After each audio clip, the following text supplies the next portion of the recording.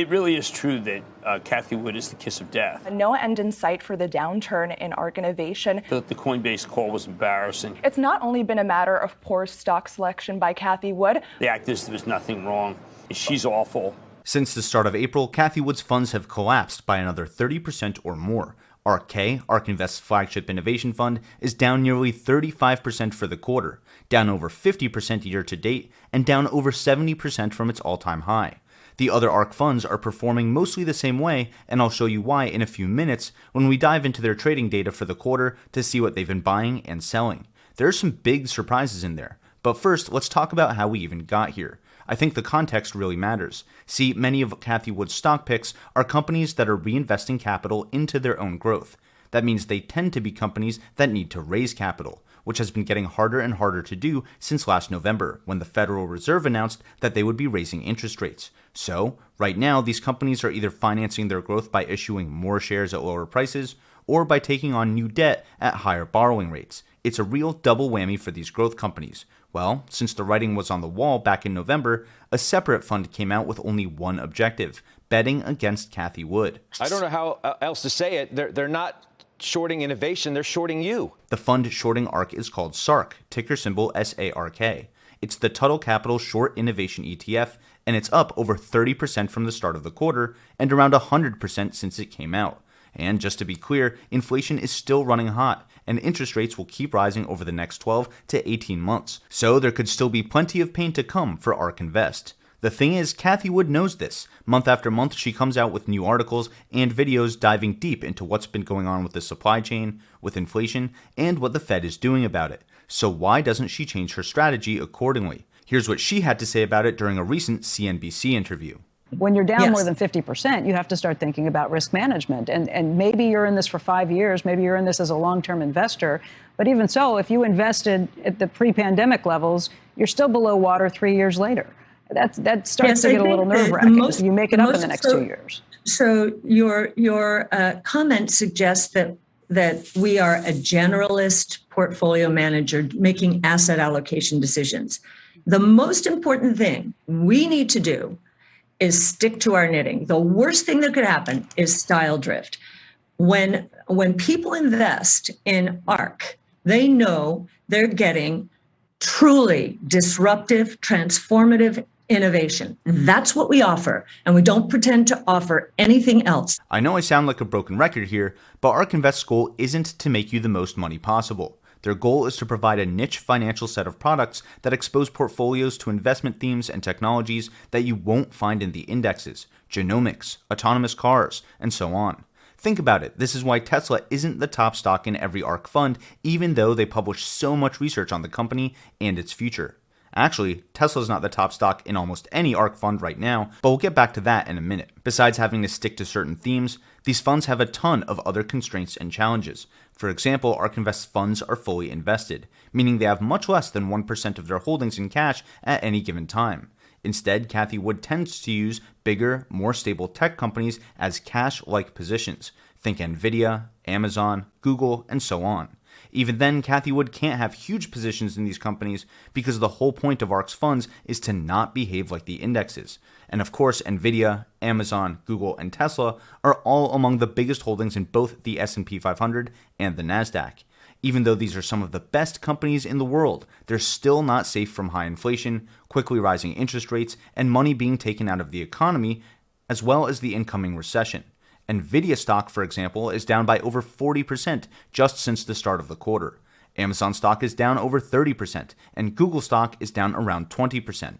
Yet another problem is that ARK Invest won't hold the stock if they don't think it can double over the next 5 years. That means their financial models need to show the potential for at least a 15% compound annual growth rate for the company over a 5-year time frame, which is really hard for companies that are already worth trillions of dollars. So even if she adds a little bit of these companies now, this minimum growth rate means that she'll have to drop them as soon as their market caps start to pick up and their future growth potential starts to shrink. This is why it's so important to not put all your money in one basket of assets, even if you have a long time horizon of a decade or more. That ARK Invest doesn't cover a lot of different markets, so you need other investments to do that. broad-based indices, real estate, commodities, cryptocurrencies, whatever's right for your financial needs and goals. But my point is that you want to build a portfolio where everything doesn't move the same way at the same time every time. I already mentioned why ARK's funds all move together and why they're so sensitive to the increase in interest rates. So now let's look at the holdings themselves and how they've changed over the quarter. And boy, are there some big changes. Here are Cathie Wood's top positions when you combine ARK Invest's 6 actively managed funds. Each row is one company. The rows are ordered by the size of Cathie Wood's position in that company, and each position is colored by its change in size since the start of the quarter. From March 31st until now, ARK Invest's assets under management dropped by $8 billion, or 35% overall. ARK K's AUM dropped by 33%, ARK W's dropped by 43%, and so on. So, positions colored in green shrank by less than 35%, and positions colored in blue shrank by even more than 35% since the start of the quarter. So, for example, the number of shares Cathie Wood has in Zoom across all of her funds combined is up by about 14%. Over the last 90 days, Zoom's share price has only fallen by about 8%. Because Cathie Wood increased her share count by way more than the stock dropped, her total position in Zoom actually increased by about 6%. In fact, Zoom is now the top stock in both ARK K and ARK W, ARK Invest's fund themed around the next generation of internet technologies. Tesla is now number 2 in both of those funds after Cathie Wood sold about 10% of her shares and the stock price dropped by over 35%. This is the first time that Tesla hasn't been ARK Invest's biggest holding by a large margin since I've been covering these funds, which is about 18 months now.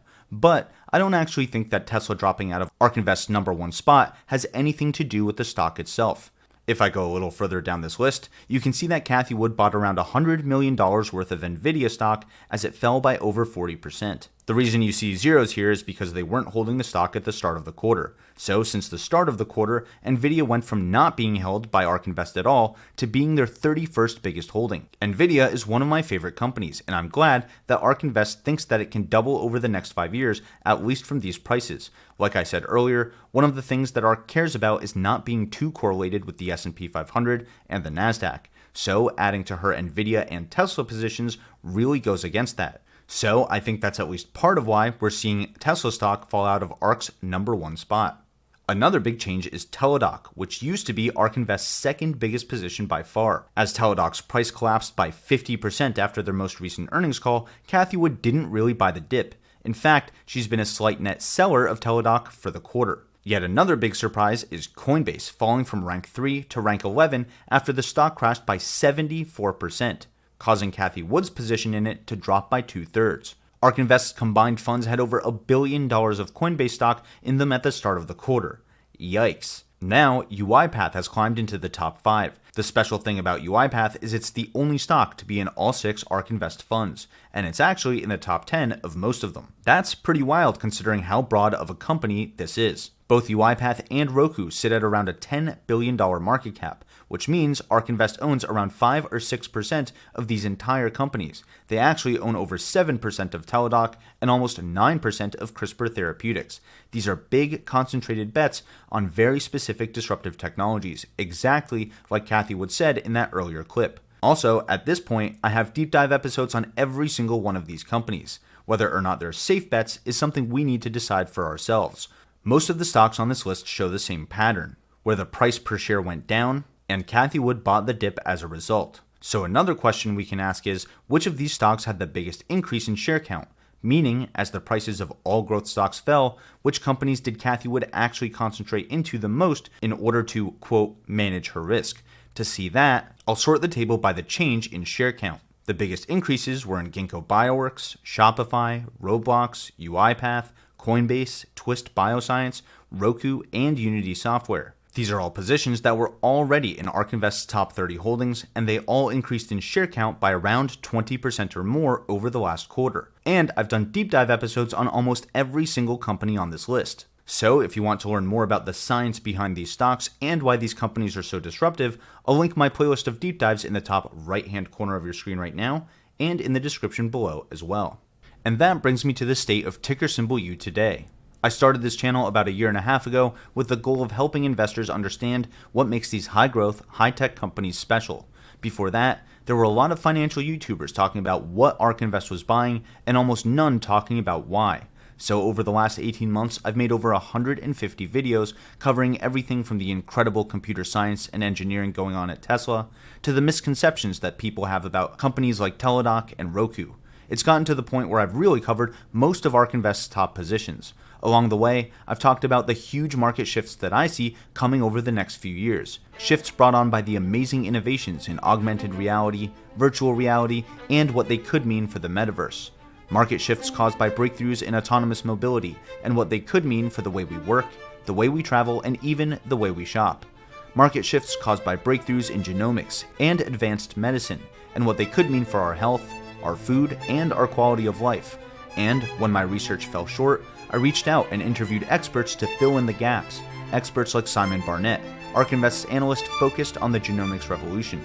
Experts like Richard Barlow, the CEO of Wejo, a company that builds solutions for a future filled with internet-connected vehicles. Experts who help me understand why the future is worth investing in. And I want to do more of that. But even though investing is about looking to the future, the finance part of YouTube that I've found myself in is filled with short-sighted hot takes, infighting, and clickbait. Even CNBC, which is a multi-billion-dollar company, can't seem to separate long-term innovation from short-term price action. I think the Cathie Wood is the kiss of death. The Coinbase call was embarrassing. The act is there was nothing wrong. More and more, I find myself adding fire and brimstone to my own thumbnails just to compete. I promise that's not any more fun for me than it is for you.